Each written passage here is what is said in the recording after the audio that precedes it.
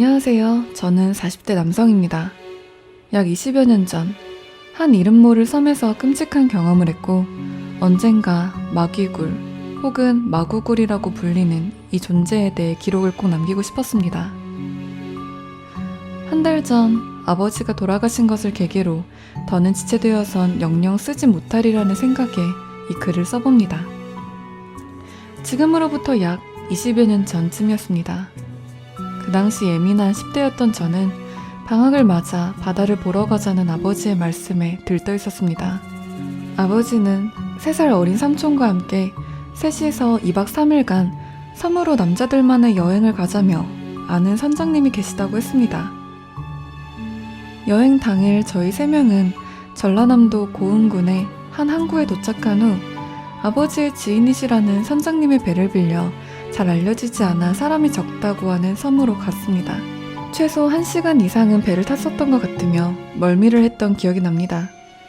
그 이름 모를 섬의 첫 인상은 뭔가 이질적이었습니다. 제대로 된 부두조차 없었고 섬의 지형상 부두와 비슷하게 만들어진 지형에 배를 잠깐 정박시킨 후 간신히 내렸습니다.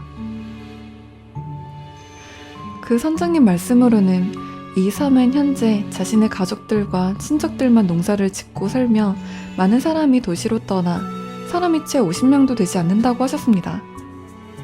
배를 정박시켰던 곳에서 조금 걸어가자 이상하게 높은 돌담들이 보였습니다. 제주도의 어깨 높이만한 돌담보다 더 높은, 그러니까 건장한 성인 남성을 가릴 만한 그런 높이의 돌담이었습니다. 돌담이 쌓여있던 길을 조금 더 걷자 평범한 시골의 집들이 보이고 이내 이질적인 기분 또한 없어졌습니다. 그동안 선장님은 절대 해가 저물곤 집 밖으로 나오지 말라며 신신당부했고, 이상한 소리가 나더라도 바람이 돌담을 지나는 소리이니 신경 쓰지 말라고 하셨습니다. 호기심이 많던 저는 유아했지만 그 후 선장님의 집에 다다르기까지 짐을 풀고 돌담 바깥쪽의 모래사장에 셋이서 갔던 것까지는 정말 행복했던 기억이 납니다. 모래사장에는 저와 아버지, 삼촌, 셋 이외에는 다른 집 친척이라며 휴가를 온 남자 둘이 있었습니다. 금세 친해진 저희 5은 넓은 모래사장을 전세낸 것처럼 헤엄치고 준비해온 음식을 꺼내 먹으며 시간 가는 줄 모르고 여행을 즐겼습니다. 그렇게 날이 저물어가자 술을 드시지 않으셨던 아버지는 나머지 넷을 모으곤 이제 각자 숙소로 돌아가자 밤이 되면 춥다는 식으로 말씀하셨고, 바다는 거센 바람과 동시에 저희가 처음 자리 잡았던 위치까지 파도가 치기 시작했습니다. 그리고 이상한 쇳소리가 그때부터 시작되었던 것도 기억합니다. 생각보다 빨리 어두워지자 부랴부랴 짐을 챙기던 저는 원래 저희 일행이 아니었던 2명의 남자들이 자기들은 조금 더 있다 가겠다며 아버지와 실랑이 하는 모습을 보았습니다. 그 후 끝내 고집을 꺾지 못했던 것인지 아버지와 저, 삼촌만 다시 돌담 쪽으로 향했습니다. 돌담길을 걷는 내내 저러다 큰일 난다며 혀를 차시던 아버지와 전 그러면 자기가 가보겠다던 삼촌, 그리고 피곤함에 아무 생각 없었던 전, 그래도 별일 없겠지 하는 마음이 한쪽에 있었던 것 같습니다. 그 비명을 듣기 전까지는요. 비명을 듣자마자 발걸음을 멈춘 저희 3명은 서로의 얼굴을 번갈아가며 바라보았습니다. 이내 삼촌은 자기가 가보겠다며 아버지와 저는 마을로 계속 가라고 하곤 왔던 길을 되돌아갔습니다. 그리고 한참 지나도록 삼촌의 모습도 나머지 2명의 모습도 아무런 소리도 듣지 못했습니다. 걱정된 저는 아버지께 삼촌을 찾으러 가봐야 하는 것이 아니냐고 재촉했지만 아버지는 묵묵부답이셨고 선장님의 아내 되시는 분과 잠시 할 말이 있다며 저를 다른 방으로 보내셨습니다. 호기심과 약간의 분노, 객기가 어우러져 있던 당시에 저는 몰래 방에서 나와 둘의 대화를 엿들었고 거기서 처음으로 마귀굴이란 존재에 대해 듣게 되었습니다. 선장님의 아내분은 마귀굴에 홀린 것이다. 내일 날 밟고 찾으러 가보자. 지금은 마귀굴이 돌아다닌다는 식으로 말을 하셨던 기억이 납니다. 아버지도 마귀굴이란 존재에 대해 이미 선장님께 들었던 것인지 어느 정도 수긍하는 모습이었습니다. 저는 두 사람이 삼촌을 찾으러 갈 생각이 없다는 것을 알자 화가 난 나머지 몰래 집 대문 밖으로 나왔고 불빛이 없어 완전히 어두웠던 돌담길로 향하기 시작했습니다. 그리고 그때 그곳으로 향했던 것을 아직도 후회하고 있습니다. 돌담길에 접어든 저는 그제야 갯길을 넘어선 두려움에 온갖 신경이 곤두서기 시작했고 그전까지도 들렸지만 눈치채지 못했던 소리, 뱀이 내는 소리와 천식 환자의 쇳소리가 섞인 듯한 소리가 돌담 너머로 들려온다는 것을 알았습니다. 바람 소리려니 했던 저는 계속해서 돌담길을 나아갔고 어느 순간 깨달았습니다. 바람이 몰아치는 것과 상관없이 파도가 철썩이는 것과 상관없이 들리는 별개의 소리라는 것. 또한 거기에 돌담을 손톱으로 긁는 소리까지 더해졌다는 것 말입니다. 두려움에 얼어붙은 저는 그 순간 오싹한 느낌과 그리고 돌담길 저편에서 검은 형체를 보았습니다. 그리고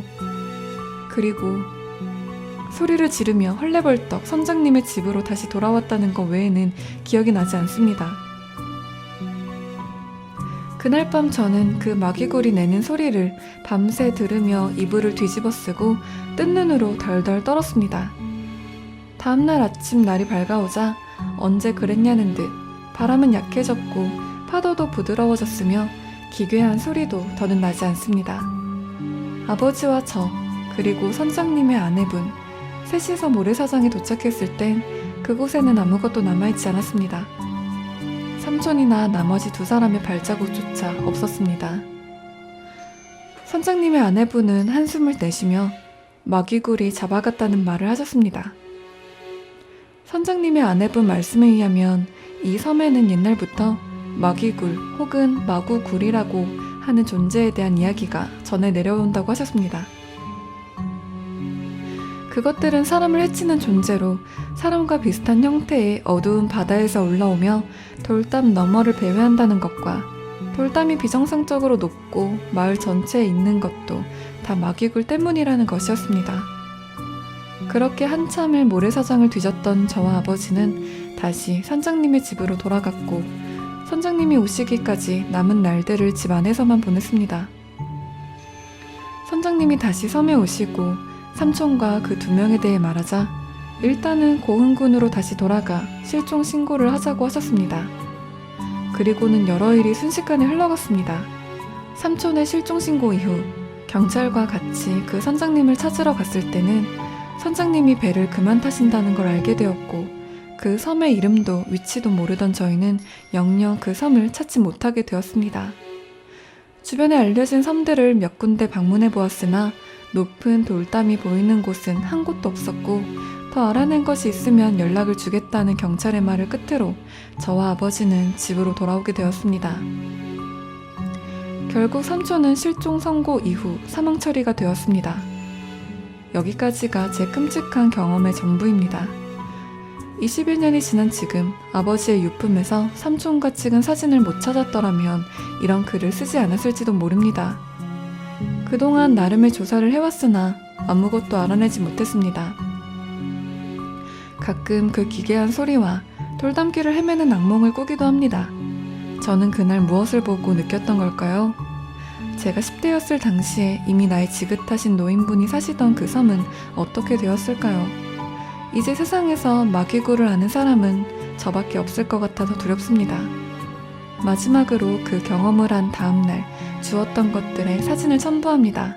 전부 다음날 돌담길에서 주웠던 것들이며 손톱은 악취가 심해 씻어서 보관했습니다.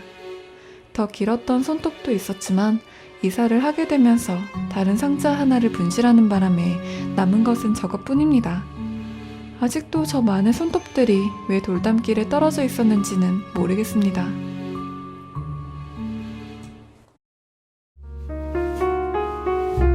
세인라이브 구독해요, 줄차해요, 팔로우해요.